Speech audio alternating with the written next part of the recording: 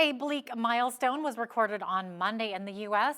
Johns Hopkins University is reporting that the world has now seen just over 1 million deaths from coronavirus. Joining me now via Skype from Los Angeles to discuss this is host of the Foreign Desk and our foreign affairs expert, Lisa Daftari. Lisa, thanks so much for joining me today. My pleasure. Lisa, it's been almost 9 months now since the very first death in China of coronavirus, and now over 1 million deaths worldwide. This has spread fast. Yes, it spread fast. It's continuing to spread. We're looking at places where the second surge is much worse than the first. And it was projected that we would hit these kinds of numbers, but they are so incredibly raw when you hear about them. In the backdrop of all the political talk, should we have shut down? Should we have not shut down? Should we wear a mask? Should we not wear a mask? Will we get a vaccine before the US presidential election? Will we get one after the presidential election? I think it's important to take a moment to stop and say, what are the human numbers? Who are the human victims?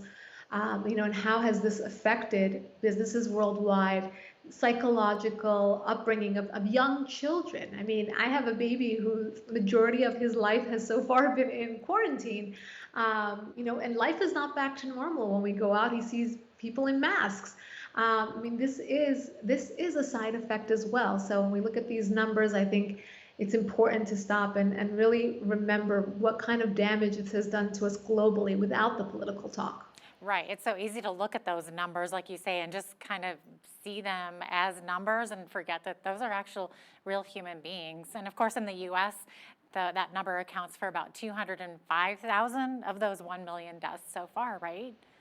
Right. So, it's hit us really hard. And, again, there's always statistics about people. They had existing conditions, or they were elderly, or, we all know young people who died from this. We know people who, didn't have pre-existing conditions. So, again, those numbers are real, and they affect real people and real families. And of course, it's hit major cities much worse than anywhere else. In Middle America, you don't see this being as big of an issue or as widespread, for many reasons, but mainly because of population and for lack of quarantining. But the coasts are very bad, major cities are very bad, and I think at least the good news is that here in the West, Canada, U.S., Mexico have done a pretty decent job at keeping the second surge at least looking much better. Yeah. Are people in the U.S. taking the virus seriously? Like, I know we had the governor of Florida just kind of reopen the state. What's your opinion on Oh, that? yeah. We here in California think our governor is taking it too seriously, meaning that if you do all the calculations, there is a step-by-step opening, and the real opening is the day after the election. So, you put this all together and you think, is this really about the people? Is this really about, what is this really about? Or is it shut down mainly? There's a lot of criticism. There's a lot of criticism towards the mayor of Los Angeles. There's a lot of criticism towards the governor of the state of California, Gavin Newsom.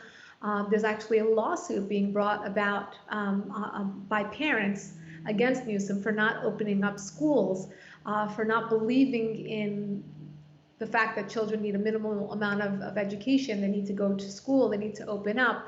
The statistics for opening up schools are so, it's very low, and the incidence is so low that when you look at the side effects of children not going to school, and those parents that have to deal with children not going to school, and the psychological effects, as I mentioned, these side effects happen to be much more in a place where we've contained it pretty well.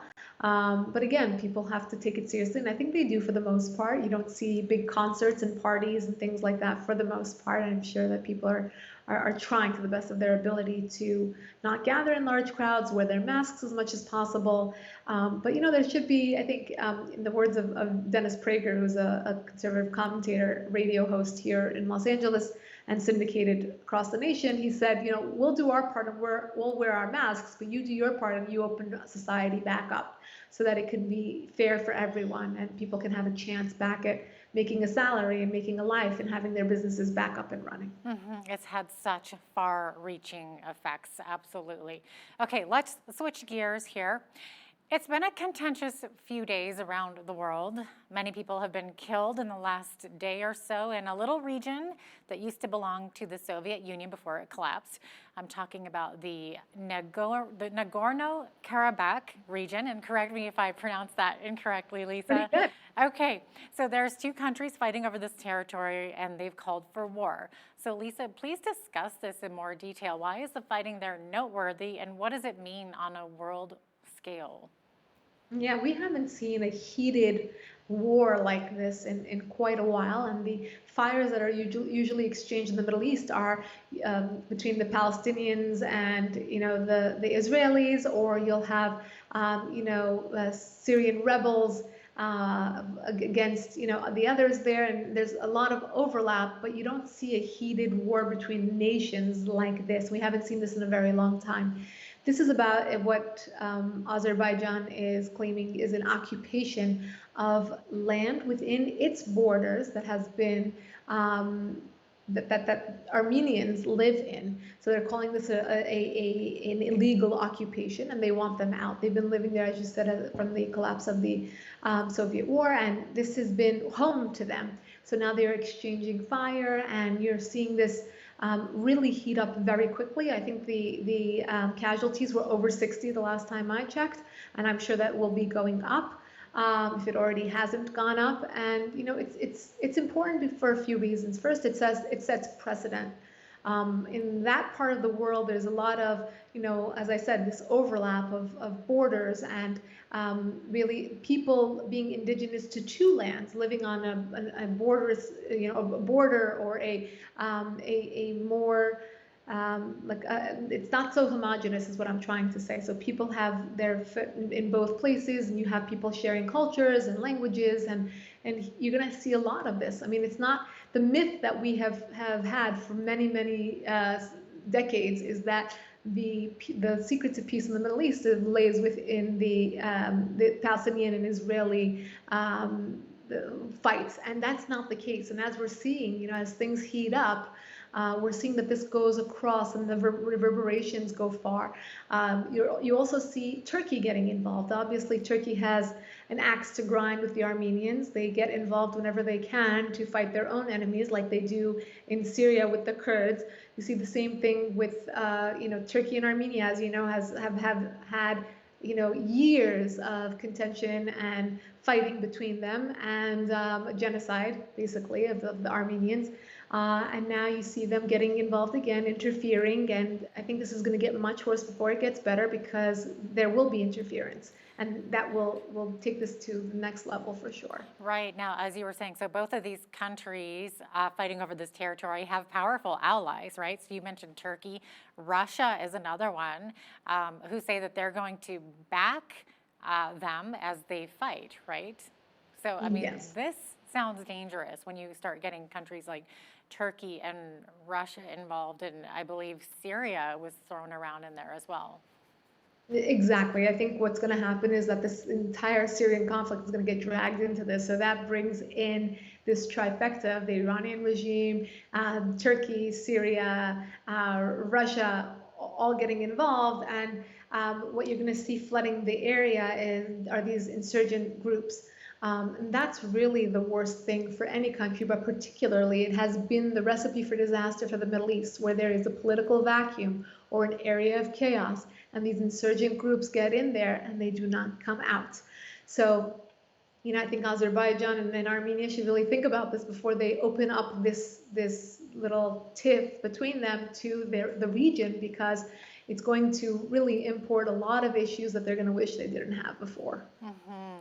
Now, looking at a different conflict, on Monday, 5 Iraqi civilians were killed, 3 children and 2 women, after a rocket hit their house, which is located near the Baghdad airport. Now, the airport includes a U.S. military base, and it's often the target of attacks, right, for those that are opposed to American presence there. So, Lisa, this is causing contention as well. Yes, so Donald Trump was very eager to get US presence out of Iraq, out of Syria, out of places where the US no longer really has a say or has any sort of reason to be there, and lives are being lost. So even this week, Secretary of State Mike Pompeo even hinted at the US embassy there being closed. And of course, right away, there was this kind of uproar and kind of, everyone got scared because they know that US presence brings some semblance of order, some sort of fear, some sort of intimidation, something. And here at the airport, that's why we have a lot of these attacks occurring near the airport, is because of the U.S. base being near there. If you remember, the shadowy commander Qasem Soleimani of the Iranians, who was killed in Iraq, was actually found near the airport as well. So a lot of important things taking place near there. So unfortunately, in this case, it was a civilian family that was in harm's way. But again, we hear these stories, and whether they're Americans or Iraqis, it's upsetting because it's for nothing, right? And it's really a matter of, were they trying to aim for the U.S. embassy? Were they trying to aim for the U.S. base there? Were they trying to aim for U.S. soldiers that were there? Probably. I mean, that's the repetition here. It is the Iran-supported insurgency there that is fighting the U.S. in another one of its proxy wars. Again, for people who don't understand what the Iranian regime has done throughout the map, and think that we should just play kumbaya with them, here is another example of throwing money, at the Iranian regime to bring them to the negotiating table. This is what President Obama did for years, and it just didn't work. They just took that money and put it into terrorism, and this is the result when you see those casualties, again, whether they're Iraqi or American or what have you. But this is the result of playing kumbaya with a dangerous regime like that. Right. So is this raising the fear of a war with the U.S., basically threatening to pull out the U.S. embassy there?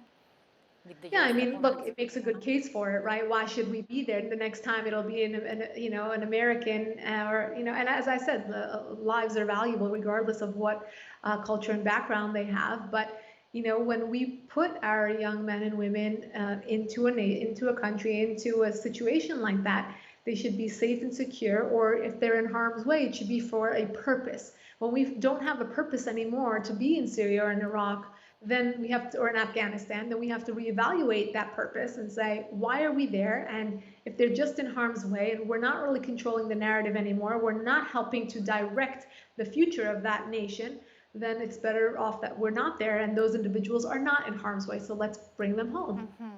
And meanwhile, right as this is all happening, Lisa, just this weekend, Iran unveils a new surface missile with a potential range of over 700 kilometers.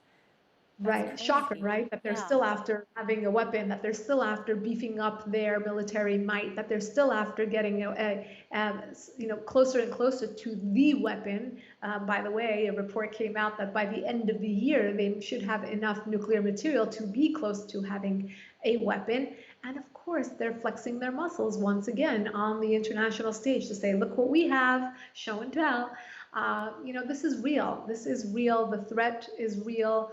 And the American people are going to go to the polls very soon, and I know that pretty often, if not every election year, foreign policy is way down the list, but it shouldn't be because of stories like this, because that we do have a global threat, whether it's North Korea or China or the Iranian regime. These are things that should be talked about. These are things that people should consider and should weigh on our minds because they are truly significant.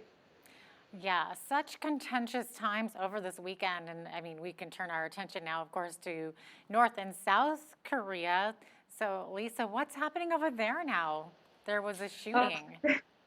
This is just it's like a soap opera if you're following it. Like grab the popcorn, right?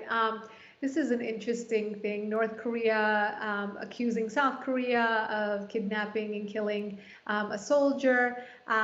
They are each exchanging barbs. They are, demanding that the other do an investigation. And meanwhile, they're just exchanging. Meanwhile, if you remember, it was South Korea who played kind of like the mediator, or like the go-between with the U.S. And North Korea when things were getting a bit warmer between Donald Trump and Kim Jong-un. It was South Korea that would always try to bring the two in, remain relevant, and try to soften the message that came from Kim Jong-un to keep Donald Trump engaged. So now you see them, the two of them going at it again. Obviously, historically, they're North and South Korea for a reason, and that fight just continues. But I think North Korea has a pattern of, getting itself involved in regional kind of tiffs to kind of as a distraction to take all attention off of its internal issues. And right now we know that Kim Jong-un is having health issues. There was even a rumor a few months ago that he passed, that his sister, who's even more of a tyrant than he is, if that's possible, would be taken over, and that the world started Googling who the heck is his sister, what is she going to do? So I think this is yet another way of for North Korea to get into other types of headlines and take the attention off of itself for a bit. Yeah, crazy times, 100%, absolutely. And with that, Lisa, we are out of time. Foreign affairs expert and host of the Foreign Desk, Lisa Daftari, thank you so much for joining me today. My pleasure.